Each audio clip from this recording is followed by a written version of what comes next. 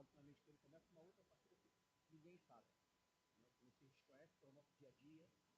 A gente, quando pensa no jogo do Palmeiras, a gente não pensa só no jogo do Palmeiras. A gente pensa no jogo do Palmeiras, no próximo jogo. Aqueles jogadores que vão poder jogar o jogo do Palmeiras de forma mais inteira, fisicamente. Aqueles que vão poder jogar o próximo jogo de forma mais inteira. Eu não mudo a minha equipe como eu tenho mudado porque eu quero, porque eu tenho necessidade de mudar. O Titi, ele hoje fez uma partida bem ruim, ele reconhece, ele sabe que foi uma partida ruim, mas tirando a expulsão do contra São Paulo, ele não tinha feito dois jogos ruins. O jogador que estava há 10 meses fez uma cirurgia de privado, estava 10 meses, então era um dos jogadores mais inteiros que a gente tinha para esse jogo, é o jogador que mais treinou com a gente. Mas hoje realmente cometeu erros que foram muito mais erros técnicos, erros, né, na minha erros mentais. Eu acho que ele entrou desconcentrado no jogo e acabou realmente comprometendo não só a atuação dele, mas como a nossa atuação. Mas a gente está vendo jogo a jogo. Ele está chateado por isso, nós também estamos, mas ele vai ter sempre o nosso apoio, independentemente. É claro que ele tem que se cobrar e entender que, principalmente no jogo contra uma equipe desse nível, nós podemos cometer a quantidade de erros que nós cometemos, nós fazemos parte disso. Maurício, boa noite. Vladimir Catarino, Rádio Bandeirantes. Maurício, o Guarani e as equipes médias e menores têm vários campeonatos dentro do próprio campeonato, né? A gente sabe que o campeonato do Guarani não é contra o Palmeiras e não é contra o São Paulo, times grandes que o Guarani já enfrentou e acabou perdendo. Nas outras partidas contra equipes do mesmo nível, o Guarani ainda está invicto, né? Essa partida de hoje, você considerava possível de conquistar 3 pontos? E a partir daí, qual é o pensamento para a partida contra o Água Santa, que é um time que está mais no mesmo nível ali do Guarani em termos de qualidade técnica? Tudo bem, a gente também sabe, né? A função que nós temos, a função parada que nós temos. Mas é muito difícil você entrar numa partida sem pensar em conquistar a vitória. Não acho que eu crio minha estratégia para perceber. Eu não vou me acomodar, a equipe vai jogar o tempo todo tentando ter a bola, pressionando, nem sempre eu vou conseguir.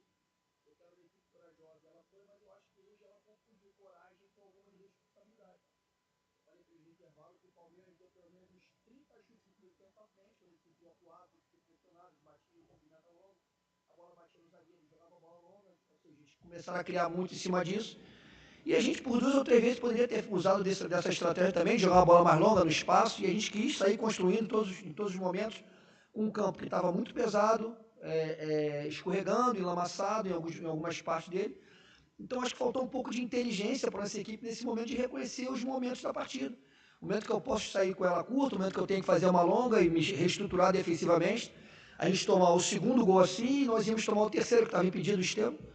E aí foi um bom trabalho da linha, que saiu bem, mas nós teríamos tomado o terceiro gol assim, e acabamos tomando o terceiro gol numa falha que eu avisei no intervalo. A nossa defesa estava armando muito longe da primeira linha de marcação deles, a gente podia atrair um pouquinho mais eles, provocar um pouquinho mais essa linha para sair, para conseguir achar os espaços nas costas, ou então o jogo pelo lado. Isso tudo foi avisado, mas infelizmente hoje a gente cometeu erros contra uma equipe, quando você comete, você vai ser punido. Eles ainda tiveram a sorte no chute do terceiro gol, a bola ainda passar entre as pernas do Titi, ou seja, o Titi estava tentando travar a bola, ainda passou entre as pernas dele. Né? E aí nós pagamos pelo excesso de erro que nós cometemos. Maurício, boa noite. Matheus Aburadi, Rádio Central Campinas e Tati Record. Queria te perguntar em relação ao meio de campo. Você perde ao longo do primeiro tempo o Giovani, né, camisa 10 do seu time. E em relação ao elenco, você olha para o banco de reservas, não tem um meia articulador nesta equipe, né? O Isaac poderia fazer essa função, hoje não foi relacionado. O Guarani anunciou, contratou 18 reforços, mas até o momento poucos jogadores meio-campistas, articuladores realmente de referência ali no meio de campo. Para você, falta este jogador? Eu perguntei até para o Rômulo Amaro há pouco tempo, ele disse que o Anderson Leite, o próprio Isaac, poderiam fazer essa função, mas o Anderson ainda está vetado pelo departamento médico. Hoje o Isaac também não participou do jogo. Falta no seu elenco, é escasso este meio articulador, e se para você é importante ter este jogador no seu time? Sem dúvida nenhuma que é importante, né? Todo bom jogador é bem-vindo, mas você mesmo falou, nós estamos sem o Anderson Leite, que no primeiro jogo sofreu uma pancada na panturrilha e fez uma lesão, o Isaac. Já no jogo contra o Mirassol, estava sentindo, a gente optou em poupar, mas infelizmente ele não teve condições para ele, o Matheus Regis também com uma pancada no joelho, o Caio Melo também com uma pancada na panturrilha, que também fez uma lesão, né? E aí é por isso que eu falei aqui na primeira pergunta, que existe todo um jogo que vocês desconhecem, que nós temos que estar tentando dar um jeito. Hoje foi um lateral esquerdo, que eu achei que entrou ali na situação de 10, não é a dele, mas eu achei que ele fez um jogo bem honesto, um jogo que nos ajudou ali, pressionando e se movimentando bem. É claro que não é a posição dele, não tem muita rotina dele, mas infelizmente nós estamos com algumas situações por conta de algumas lesões que nós tivemos durante a competição, né? Mas, assim, eu acho que o Cauê nos ajudou, deu a parte dele, foi até onde estava, ele até agora tinha feito 10, 15 minutos de jogo contra o Mirassol, não estava jogado, né? No final era natural que ele cansasse. Mas se vocês me permitem, eu quero exaltar o comportamento da minha equipe, tirando os erros, isolando os erros que nós tivemos, uma equipe que pressionou, que teve mais posse de bola, que conseguiu chutar no gol do Palmeiras, que tivemos uma chance de empatar o jogo numa cabeçada do Luiz, ainda no primeiro tempo, que ele foi muito infeliz no movimento dele, que se ele faz um movimento contrário, talvez ele tivesse acertado o gol, foi muito dentro da área, enfim. E nós jogamos contra o Palmeiras. Né? Nós jogamos contra uma equipe que nos últimos 6, 7 anos tem 2 títulos sul-americanos, tem 2 títulos brasileiros, enfim. É uma equipe extremamente forte e eu volto a falar. Eu acho que o ponto diferencial do jogo foram os erros técnicos que não tivemos e não táticos. Maurício, boa noite. Igor Val da TV Band. O Guarani teve a defesa muito elogiada nas primeiras rodadas. Nesses últimos 2 jogos, sofreu 7 gols, que terminou em 2 derrotas. O que fazer para voltar esse bom desempenho, tanto da defesa quanto do time, e voltar a vencer no campeonato? Então, a gente sempre corrige, né? Nós vamos ter os vídeos de correção, a gente vai ter as palestras, vamos para o campo para tentar ajustar. Mas se a gente for... O gol que mais me chateia hoje foi o primeiro. O primeiro gol é um gol que me chateia, porque a gente falou no treino da véspera. Toda vez que o canto é batido de perna aberta, ou seja, o canhoto vai bater do lado esquerdo, a defesa tende a andar um pouquinho mais para frente, a gente tira o primeiro homem da trave, porque ganha mais um bloqueador, porque a gente sabe que essa bola tende a vir mais aberta, né? E eu falei com eles que o Veiga, mesmo ele sendo canhoto, ele é capaz de bater uma bola fechada, para que a gente não andasse tanto. E a gente andou, mais do que deveria ter andado. Então ele conseguiu cabecear entre o Justin e o Rafael. Claro, quem conseguiu cabecear foi o Richard. Numa bola muito bem batida, no mérito dos caras, mas que a gente avisou, a gente sabia que poderia acontecer. Então nós tínhamos que estar mais precavidos ali.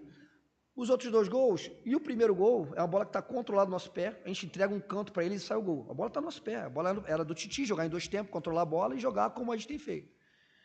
Né? E os outros 2 gols foram gols que a gente perdeu a bola muito próximo ao nosso gol, não foi um erro, como eu falei, sem querer responsabilizar ninguém, mas não foi um erro de estrutura tática, onde você viu uma linha andando para trás de forma errada, saindo numa bola descoberta, enfim, foi um erro que nós erramos o passe, eles acabaram aproveitando esse momento, mas a gente tem muita coisa a acertar, né? E é claro que com a semana nós vamos acertar, não tem a menor dúvida que nós vamos tentar acertar. Já no jogo contra o Mirassol, né, respondendo a sua pergunta, eu acho que a gente cometeu um pouco mais de erro tático. O primeiro gol é um erro que a gente não tem a cobertura, uma bola que entra rasteira, que passa entre o Lucão e a trave, não pode passar, né? E os outros 2 gols foram gols que a gente demorou a vir para o rebote, para a segunda bola, uma bola que bate, rebate, bate, rebate. Então faltou um pouquinho também de sorte. Eu sei que a sorte acompanha a competência, a gente tem que ser mais competente, mas está no futebol. No futebol também acontece isso. Opa, boa noite, Thiago Andrade, do podcast PokerCast.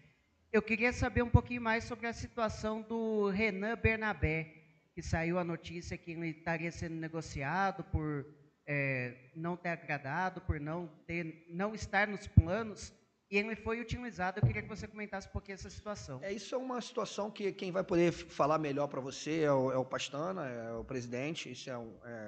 O Renan realmente tem algumas propostas, algumas sondagens, e aí o clube está tratando disso, o que foi me comunicado. Ele não está fora do elenco ainda, mas tem essa situação, e eu realmente não sei te dizer em que pé está isso, entendeu?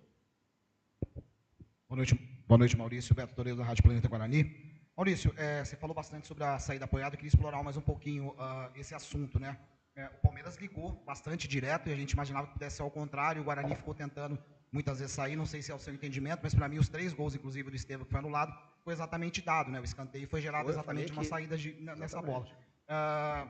Você falou do entendimento. Como o Guarani tem trabalhado essa saída apoiada e como tem sido discutido essa possibilidade de repente, tentar sair no corredor, uma bola mais longa? Como tem sido discutido isso com o elenco? Qual que é a ordem que vem do banco de reserva para como o Guarani vai tratar? E se você pudesse falar um pouquinho também a respeito dessa alteração, a entrada do Vinícius Cauê no meio-campo. Na entrevista passada você falou sobre o João Vitor fazer a função de meio-campo. Você chegou a pensar em trazer ele para o meio e de repente abrir um outro extremo? Obrigado. O tempo que a gente tem para trabalhar, né, a gente tenta sempre fazer as saídas de pressão, né, a gente tenta preparar, construir, preparar e ir para finalizar. É como eu divido as fases do campo. Mas eu dou autonomia total ao jogador, eu não tenho essa coisa de você não pode fazer a longa. Muito pelo contrário, uma coisa que eu cobro muito a minha equipe é que a gente faça movimentos de rupturas para que a gente possa sair também na longa, porque a partir do momento que você começa a diversificar o teu jogo, você cria dificuldade na defesa adversária. O problema é que quando ele já sabe como você vai fazer, fica muito fácil dele marcar. No segundo gol, a gente teve várias oportunidades, ou de fazer a longa ou de jogar para frente. A gente optou em jogar para trás. É uma coisa que a gente está tentando construir, é uma coisa que a gente está tentando com pouco tempo de trabalho, com pouco tempo de dia a dia, porque acaba o jogo agora. A gente tem regenerativo, a gente tem, né, as 48 horas que a gente quase não vai para o campo, não posso fazer muita coisa porque é um desgaste muito grande. E a gente tem a véspera do jogo, onde o meu trabalho também ele é bem reduzido. Então, a gente está muito nessa sala aqui. Nessa sala aqui tem a sala de vídeo. A gente passa muito... E eu conto com a expertise do jogador em entender o momento. Eu gosto de que o jogador entenda em que momento ele tem que fazer a curta e que momento ele tem que fazer a longa, muito mais do que na minha fala. Porque eu não estou lá dentro. Né? E como eu te falei... O tempo que nós temos para responder a tua pergunta de como nós estamos construindo isso é muito pouco, mas nós trabalhamos isso durante boa parte da pré-temporada. O que falta para a gente é entender, nesse momento eu faço a longa, tiro o meu time, porque eu não quero chutão só, eu quero que faça uma longa direcionada e que a linha possa subir e se comprometer em defender o corredor central e se postar, porque uma bola que está sendo brigada, está sendo discutida ali, é melhor que a gente discuta ela lá na frente do que na minha baliza, enfim. Mas o tempo é muito pouco. Infelizmente, como eu falei no início aqui, tecnicamente eu acho que nem no jogo contra o Mirassol, nem hoje, eu tinha falado isso para eles, eu acho que fez uma partida tecnicamente abaixo. No Mirassol, nós já mudamos um pouquinho a estratégia de marcar no primeiro tempo um bloco mais baixo, por conta do desgaste muito grande, a gente talvez não conseguisse o jogo todo pressionando como nós conseguimos hoje.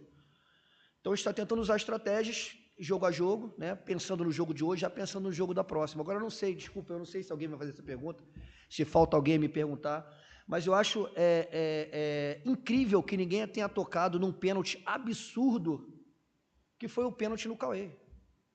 Quem já brincou de futebol, quem já tomou algum esbarrão na perna de apoio, sabe, eu não sei quem foi o atleta do Palmeiras, agora me fugiu o nome, sabe que o joelho dele toca no pé de apoio do Cauê, que é o pé que ele vai botar para apoiar e chapar a bola de perna esquerda, mas qualquer um sabe disso.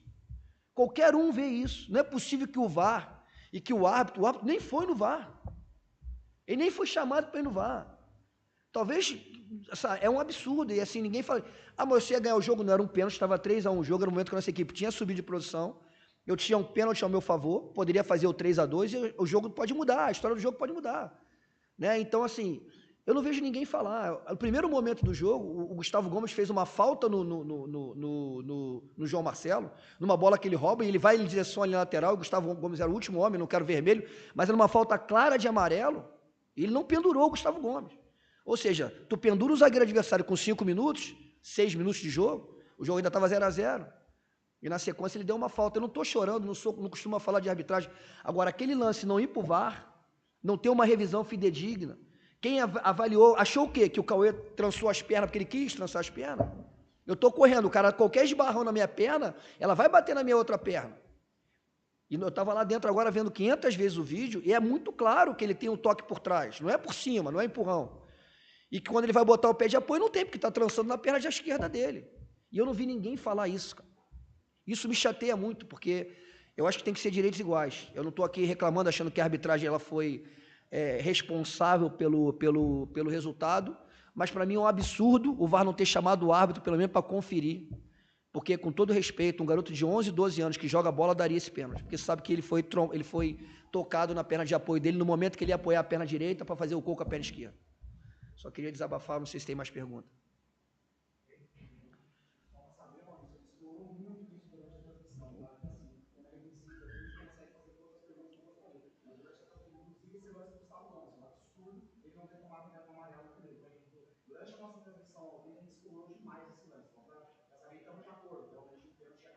É absurdo, o pênalti é absurdo, para mim maldoso não dar o pênalti daquele, não tem ido no VAR, para mim maldoso, para mim não tem o que explique. Obrigado, gente, desculpa alguma coisa, valeu.